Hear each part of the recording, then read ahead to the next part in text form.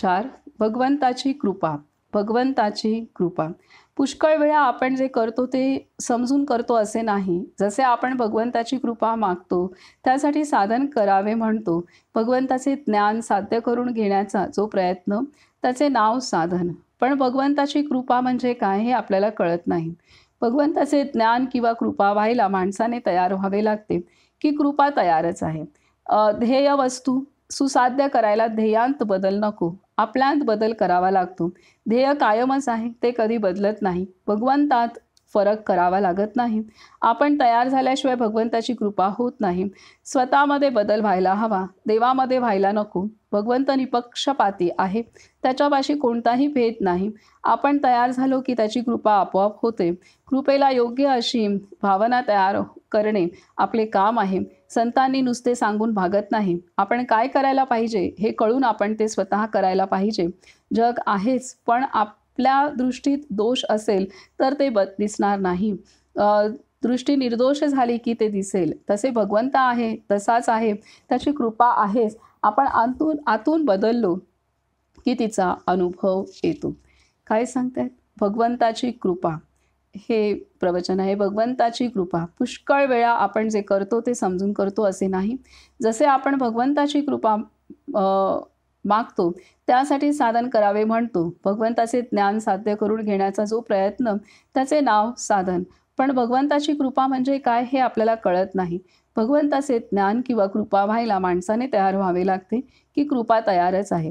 ध्येयवस्तू सुसाध्य करायला ध्येयांत बदल नको, आपल्यात बदल करावा लागतो. ध्येय कायमच आहे, ते कधी बदलत नाही. भगवंतात फरक करावा लागत नाही. आपण तयार झाल्याशिवाय भगवंताची कृपा होत नाही. स्वतःमध्ये बदल व्हायला हवा, देवामध्ये व्हायला नको.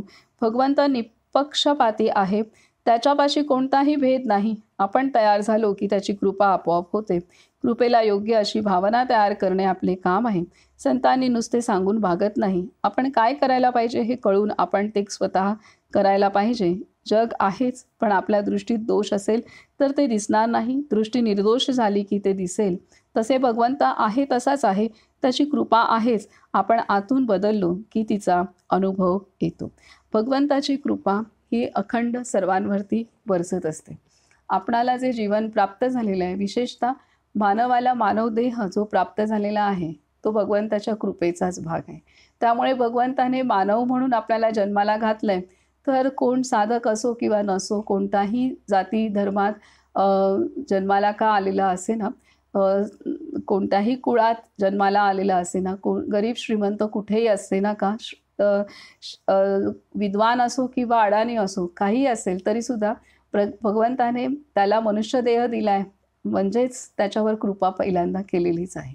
परंतु ती कृपा समजण्यासाठी आपण स्वतःवर कृपा करणं गरजेचं आहे, हे महत्त्वाचं आहे.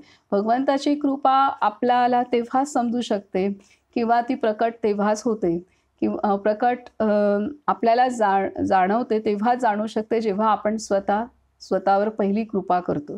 आपण स्वतःवर जोपर्यंत कृपा करत नाही, तोपर्यंत भगवंताने आपल्यावर कृपा केली आहे किंवा करत आहे हे आपणाला जाणवू शकत नाही.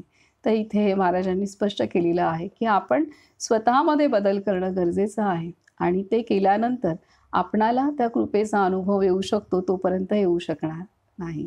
आणि भगवंत निपक्षपाती आहे, त्याने सर्वांवर कृपा केली आहे एवढंच नाही तर तो करत आहे आणि पुढेही करणार आहे. तर परंतु ते जाणीव त्यालाच होते की ज्याने स्वतःवर कृपा केलेली आहे, त्यालाच ती जाणीव होते की भगवंत माझ्यावरती कृपा करत आहे किंवा केली आहे, करणार आहे.